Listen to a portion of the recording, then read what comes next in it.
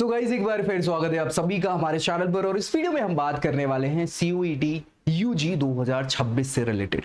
हालांकि कुछ वीडियोस हम पहले ही डिस्कस कर चुके थे ऑल अबाउट के बारे में भी, इनके exam pattern, paper pattern, eligibility criteria, specific जो नॉर्म्स हैं यूनिवर्सिटी या कोर्स से रिलेटेड, उन सारी चीजों पे हम अभी तक डिस्कस कर चुके थे। इस वीडियो में हम जो बात करेंगे वो बात करने वाले हैं सेंट्रल यूनिवर्सिटीज के बारे में। सेंट्रल यूनिवर्सिटीज जो पार्टिसिपेट कर रही हैं CUET UG 2026 में, और इनमें से भी जो टॉप यूनिवर्सिटीज हैं वो कौन कौन सी हैं, कैसे उनके क्राइटेरियाज होते हैं, कैसे हमें वहां पे कोर्सेज में एडमिशन मिल सकता है, क्या क्या उनके रूल्स एंड रेगुलेशंस होते हैं, यानी किन चीजों पे ध्यान रखा जाए कि हमें वहां पे एडमिशन मिल जाए। ठीक है, सो आखिर तक देखना है और शेयर जरूर करना है दोस्तों में, ताकि उनको भी ये जानकारी मिल जाए। बाकी जो डाउट आ रहे हैं दिमाग में, जो क्वेश्चंस हैं, नीचे कमेंट कर दो ताकि उसको रिजॉल्व किया जा सके। सबसे बड़ी चीज यहां पे जो आती है वो है कि ये आखिर यूनिवर्सिटीज होती क्या है, सेंट्रल यूनिवर्सिटी क्या है। बहुत सारे बच्चों को नहीं समझ में आता कि उनके लिए तो यूनिवर्सिटी और सच्चाई है। मैं भी जब उस जगह पे हुआ करता था मुझे भी नहीं पता था कि क्या यूनिवर्सिटी होती है। इवन सच्चाई यही है और इसी कारण से मैं इस फील्ड में आया कि यार जब मुझे नहीं पता था तो बहुत सारे बच्चों को नहीं पता है, उनके लिए क्या है जानकारी तो हम दे ही सकते हैं। सो सेंट्रल यूनिवर्सिटीज वे यूनिवर्सिटीज होती हैं जिन्हें पर्टिकुलर अगर अब देखा जाए तो पार्लियामेंट्री एक्ट के थ्रू सेंट्रल यूनिवर्सिटी का दर्जा दिया जाता है, यानी कि लिखित में ये दर्जा दे दिया।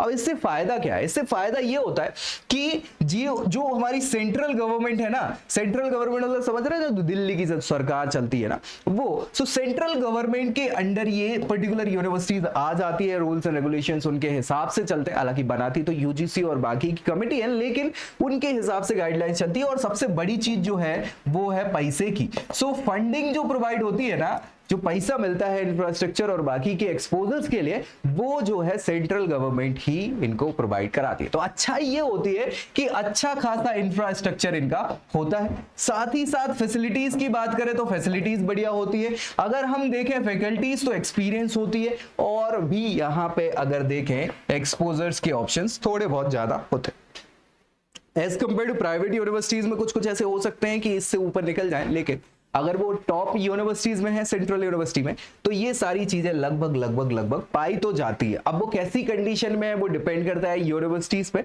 लेकिन ऑप्शंस तो ये रहते हैं।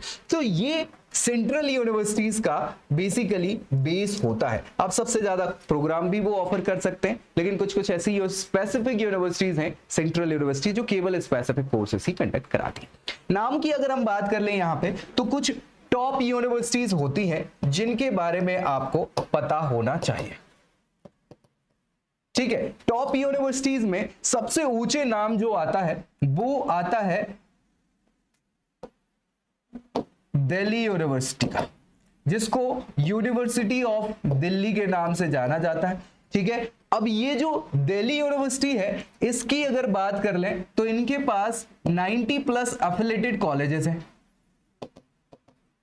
90+ में से CUET में 70 के आसपास जो हैं वो एफिलिएटेड कॉलेज पार्टिसिपेट करते हैं, और इनमें आधे से ज्यादा कॉलेज जो हैं वो वुमेन कॉलेज हैं, महिलाओं के लिए स्पेसिफिक, और बाकी कोएड कॉलेज आपको देखने को मिल जाएंगे। ठीक है भाई, इसकी अगर बात करें तो इसमें अच्छी खासी सीट्स आपको मिल जाती है 90K के आसपास, 90,000 के आसपास सीट्स मिलती है। और सबसे ज्यादा वैरायटी ऑफ कोर्सेज की अगर बात करें तो इसी यूनिवर्सिटी में आपको देखने को मिल जाती है। सो सबसे ज्यादा टारगेट जो की जाने वाली यूनिवर्सिटी है वो दिल्ली यूनिवर्सिटी है, क्योंकि इनके कुछ कॉलेजेस तो टॉप कॉलेजेस में नाम इनका आता है ऑल ओवर इंडिया में। जैसे आपने नाम सुना होगा हिंदू कॉलेज का, जो अभी भारत में नंबर 1 कॉलेज है। इससे पहले मिरांडा हाउस का आपने नाम सुना होगा, मिरांडा हाउस, ये हालांकि वुमेन्स कॉलेज है, लेकिन पहले ये पोजीशन पे आता था, अब सेकंड पोजीशन पे आ गया। इसके अलावा आपने कुछ नाम सुने होंगे, सेंट स्टीफेंस का नाम सुना होगा, किरोरीमल का नाम सुना होगा, रामजस का हो गया, हंसराज का हो गया, ऐसे बहुत सारे नाम आपको मिल जाएंगे जो टॉप कॉलेजेस में भारत में शुमार है। और इसीलिए सबसे ज्यादा बच्चे टारगेट यहाँ पे है ना, Shri Ram college of commerce SRCC हो गया, लेडी श्री राम हो गया, और वो बहुत सारे नाम आपको यहाँ पे देखने को मिलेंगे। सो इसके लिए एडमिशन अगर आपको यहां चाहिए, यहां एडमिशन चाहिए, तो इसके लिए जो CUET का पैटर्न आपको है वो होना चाहिए एक लैंग्वेज प्लस 3 डोमेन सब्जेक्ट। ऐसे 4 सब्जेक्ट्स को मिला के 1000 मार्क्स में से है ना, इसमें से जो भी आपके मार्क्स आते हैं उस पे ये पूरा का पूरा इनका कट ऑफ जाता है। और कट ऑफ यूजुअली देखें तो हायर कट ऑफ ही होता है, यानी अच्छे मार्क्स लेके आपको सब मिला के आना पड़ेगा। वो कब होगा, जब अभी से तैयारी आप चालू कर देंगे, चीजें आपके लिए क्लियर होंगी, तो जाके आपको ये कॉलेजेस मिल सकते हैं। यहाँ पे दिल्ली यूनिवर्सिटी में जो कॉलेजेस हैं वो नॉर्थ कैंपस, साउथ कैंपस और ऑफ कैंपस के रूप में जाने जाते हैं। सबसे अच्छे कॉलेजेस के रूप में नॉर्थ कैंपस के कॉलेज हैं, आपको देखेंगे तो कुछ साउथ के भी बहुत अच्छे कॉलेज हैं, उसके बाद उनका नाम आता है बाकी कॉलेजेस का। ऑफ कैंपस को थोड़ा सा मॉडरेट या कमतर आंक लिया जाता है।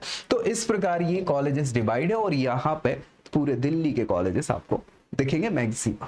सो ये दिल्ली यूनिवर्सिटी हो गई। इसके अलावा कुछ यूनिवर्सिटीज की बात कर ले तो BHU का नाम आपने सुना होगा, बनारस हिंदू यूनिवर्सिटी। बनारस हिंदू यूनिवर्सिटी बनारस में सिचुएटेड है और अच्छी खासी जाने मानी ये यूनिवर्सिटी है। इनके बहुत सारे एफिलिएटेड कॉलेजेस भी हैं और इसके लिए आप देखेंगे तो मैं आपको बताऊं, एक लैंग्वेज, एक जनरल एप्टीट्यूड टेस्ट और एक डोमेन आपका इसके बेसिस पे 750 मार्क्स पे यहां पे आपको एडमिशन मिल सकता है। इनके एफिलिएटेड कॉलेज और मेन कैंपस में भी अच्छा खासा कट ऑफ जाता है, खूब कंपटीशन यहाँ पे होता है और इसलिए इसको भी बहुत पुराने सबसे बड़े रेसिडेंशियल कैंपस के रूप में जाना जाता है BHU, है ना। IIT BHU भी कैंपस में, तो बढ़िया आपको अच्छी अपॉर्चुनिटीज यहाँ मिल जाती है। इसके अलावा देखें तो आपने नाम सुना होगा JNU का, जवाहरलाल नेहरू यूनिवर्सिटी, दिल्ली में ही है और इनकी कुछ स्पेसिफिक कोर्सेस ही होते हैं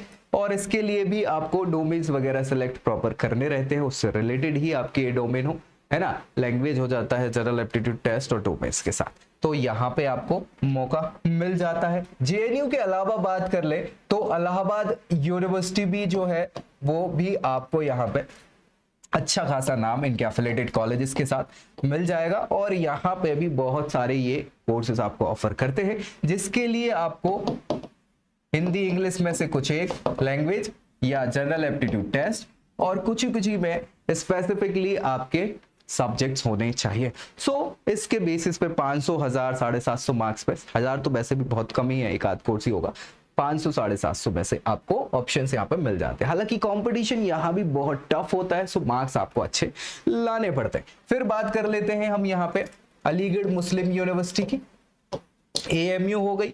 इसके अलावा आपने नाम सुना होगा बाबा साहब भीमराव अंबेडकर यूनिवर्सिटी जो कि लखनऊ में है। इसके अलावा आपने नाम सुना होगा डॉक्टर हरि सिंह गौर सागर यूनिवर्सिटी जो सागर में है। GGB या कुछ लोग GGU भी कहते हैं, गुरु घासीदास विश्वविद्यालय, ये बिलासपुर छत्तीसगढ़ में सिचुएटेड है। आसाम यूनिवर्सिटी का नाम सुना होगा जो असम में है। सेंट्रल संस्कृत यूनिवर्सिटी है, उसका नाम आपने सुना होगा जो specifically Sanskrit related courses conduct कराती है। Central tribal university of Andhra Pradesh है ना, central university of Andhra Pradesh है। इसके अलावा आपने सुना होगा Indira Gandhi national tribal university है जो कि सेंट्रल यूनिवर्सिटी है। इसके अलावा आपने नाम में अगर देखा हो तो आपको मिल सकता है central university of Kashmir, central university of Jammu, central university of Himachal Pradesh, central university of Punjab, central university of Jharkhand, central university of Haryana, है ना। इसके अलावा आप देखोगे तो नॉर्थ ईस्ट हिल यूनिवर्सिटी नेहरू के नाम से जानी जाती है। राजीव गांधी यूनिवर्सिटी जो अरुणाचल प्रदेश की है। इसके अलावा आपने नाम सुना होगा हेमवती नंदन बहुगुणा गढ़वाल यूनिवर्सिटी की है ना। और बहुत सारे नाम आपको मिल जाएंगे, central university of Karnataka, central university of Kerala, central university of Tamil Nadu, central university of और क्या बच गया, south Bihar, central university of Orissa, Mahatma Gandhi central university. तो ऐसे बहुत सारे नाम मिल जाएंगे। हिंदी यूनिवर्सिटी भी है महात्मा गांधी, है ना, नेशनल हिंदी यूनिवर्सिटी है ना, मगू के नाम से जानी जाती है। इसके अलावा लैंग्वेज के लिए ईफ्लू का नाम सुना होगा, English and foreign language university. Sanskrit universities भी हैं एक दो, है ना, नेशनल संस्कृत यूनिवर्सिटी भी है, जैसे सेंट्रल थी वैसे नेशनल भी है। और ऐसे बहुत सारे ऑप्शंस आपको, एविएशन यूनिवर्सिटी भी है ना, राजीव गांधी एविएशन यूनिवर्सिटी हो गई। स्किल यूनिवर्सिटी भी एक खुल गई है।